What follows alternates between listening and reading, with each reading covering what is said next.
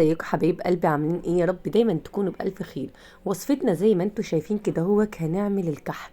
هنعمله المرة دي بطريقة مختلفة خالص. هنعمله في كبة الخلاط او بالمضرب البيت اللي عندك. خليكم معايا واحدة واحدة، صدقوني هتاكلوا ألذ وأطعم كحك ممكن تعمليه في البيت وفي الفرن البيت العادي اللي انت بتسوي فيه الكيكة، مش في الفرن بتاع الافران اللي بره ولا فرن الخبيز. خليكم معايا واحدة واحدة. هنسمي الله وهنبتدي الطريقة. أول حاجة بجيب الشفشق بتاع الكبة بتاعتي، وهنستخدم السكينة ديك اللي هي البلاستيك، ماشي؟ مش السكينة اللي هي الستانلس بتاعته. هبدأ أضيف سمنة تكون سقعانة جدا. لو مش سقعانة ومحطوطة بره هتحطيها في الفريزر لمدة ساعة. السمنة حاطة قد ايه؟ حاطة 265 جرام من السمنة. تمام كده عليهم 30 جرام من السكر البودرة، يبقى 265 جرام من السمنة. سمنة تكون سقعانة كويس جدا مع 30 جرام سكر بودرة، واضربهم كده في قلب الكبة زي ما انتوا شايفين كده لغاية ما تبقى كريمي معايا.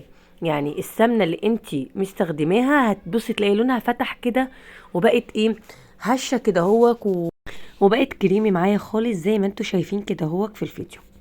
تمام كده بعد كده بقى في المرحلة التانية باجي اجيب الدقيق وبحط عليه البيكنج باودر. بيكنج باودر قد ايه؟ بحط 4 جرام، يعني 4 جرام بيكنج باودر، نص معلقة صغيرة كده عليها.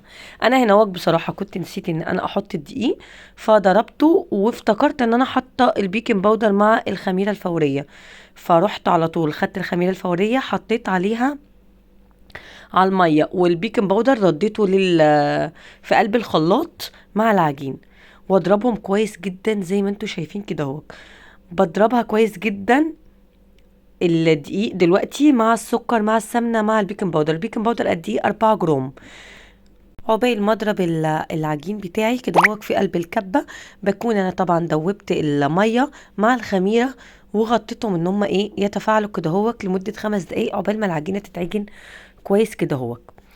بعد كده بقى بعد ما بعجنها كويس جدا ببدأ انزل بقى بالمية بتاعتي. ركزوا بقى في الحتة ديك، اول لما بنزل بالمية ما بطولش في العجن خالص. المية بتلم العجينة بس مش اكتر. تمام كده ما بطولش، يعني اعجني زي ما انت عاوزة وبسي في العجينة في قلب الخلاط لغاية قبل ما تحطي المية. لكن حطيتي المية بقى خلاص ستوب، لفتين كده وتنزلي العجينة زي ما انا عملت كده. بصوا بسم الله ما شاء الله، العجينة نازلة طرية وحلوة قوي. المية اللي حطيتها قد ايه؟ 100 جرام من المية وعليهم 5 جرام من الخميرة، وببدأ انزل بيهم. بجيب بقى زي معلقة دقيق كده والم بيها العجين زي ما انتوا شايفيني كده، ما بزودش عن معلقة او اقل من معلقة كمان. وبعمل العجينة بالطريقة دي كده. وبعد كده ببدأ بقى اشتغل في العجينة على طول. خليكم معايا واحدة واحدة. طب اعرف ازاي ان العجينه بتاعتي مظبوطه؟ لما اخد كوره كده وادوس عليها الاقي من الجناب كده ما بتشققش ولا بتعمل اي حاجه. بلاقي العجينه بتاعتي كده اجي ادوس عليها كده تطلع بسم الله ما شاء الله زي ما انتوا شايفين كده لا مشققه من على الجنب ولا اي حاجه، والرسمه بتاعتها ظاهره. يعني الرسمه بتاعتها ظاهره، ولما باجي اسويها بتطلع زي ما انا حطيتها بالظبط. بعد كده باخد بقى العجينه كوره كوره كده اكورها واحطها في صينيه الومنيوم مش مدهونه، او الصاج اللي هتشتغلي فيه ما بدهنوش ولا اي حاجه خالص. واعمل الكميه كلها زي ما انتوا شايفين كده. ببدا اجيب بقى البصامه بتاعتي وبعمله بالبصامه. في ناس بتحب تعمله بالمناقيش، مفيش اي مشكله، ده حاجه ترجع لك انتي، بس انا بفضل البصامه، سهله وسريعه وبتدي في الاخر شكل جمالي حلو. وفي النهاية الكحك كده كده هيتدارى بالسكر، فسواء المنقاش مش هيبان نقشته ولا دي هتبان نقشته قوي. لو انت حابة تعملي كمية كبيرة بتضاعفي الكمية ايا كان الكمية اللي انت هتعمليها. دي كمية نص كيلو سهلة وبسيطة وبتديكي كمية حلوة على فكرة. لو انت اسرة بسيطة هتعملي النص كيلو لما يخلص تعملي ايه؟ اول باول على طول كده وزي ما انتوا شايفين كمية النص كيلو كمية حلوة جدا. ملحوظة كمان كنت ناسة ان انا اقولها لكم. دلوقتي اهم حاجة في الكحك نوع السمنة. تمام كده كل ما نوع السمنة بيبقى كويس بتاخدي احلى كحك بتاكليه. فانت حاولي ان انت تعلي من جودة السمنة. السمنه بتاعتي يفضل ان هي سمنه يا بقري يا جاموسي. حابه تستخدمي سمنه بقري مفيش اي مشكله، بيبقى الكحك معاكي خفيف وحلو. حابه ان انت تستخدمي اللي هي السمنه الجاموسي ديت مفيش اي مشكله. ما بستخدمش في الكحك زبده نهائي، الزبده بيبقى فيها نسبه سوائل. لكن السمنه اللي هي البقري او الجاموسه انت بتجيبيها زبده وبعد كده بتسيحيها وتحطيها في التلاجة تبقى سقعانة كويس جدا. لو انت حطاها بره التلاجة مفيش اي مشكلة، تحطيها حوالي ساعة كده او نص ساعة في الفريزر ان هي تسقع، عشان احنا هنعمله في الخلاط، فاحنا هنفور السمنة مع السكر.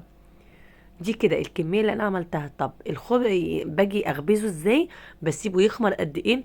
انا ما بسيبوش يخمر كتير، يعني انا سيبته حوالي ساعه الا ربع كده هو بره الفرن.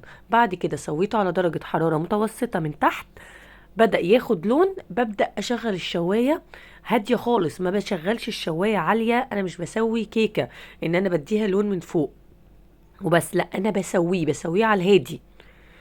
فانا بشغل الشوايه كده هوك على الهادي كده هوك، تديله لون يعني ذهبي بسيط كده هوك، لان ده كحك ما بنحمرهوش قوي، فهو بيطلع بسم الله ما شاء الله حلو قوي. الكحك اول لما بيطلع بيبقى ايه، ما بتعرفيش تمسكيه كده هوك من السمنه ويبقى طالع سخن. فانت يفضل ان انت بتسيبيه في صينيته زي ما هو، ما بتشيلهوش، ده مش بسكوت. كحك يستوي تسيبيه في صينيته حوالي ساعة وبعد كده تبدأي تشيليه زي ما انا بشيله كده قدامكم.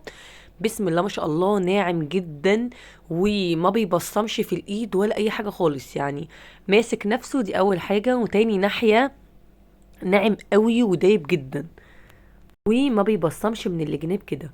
الطريقة دي سهلة وبسيطة، اتمنى ان انتوا تجربوها ومش متعبة خالص.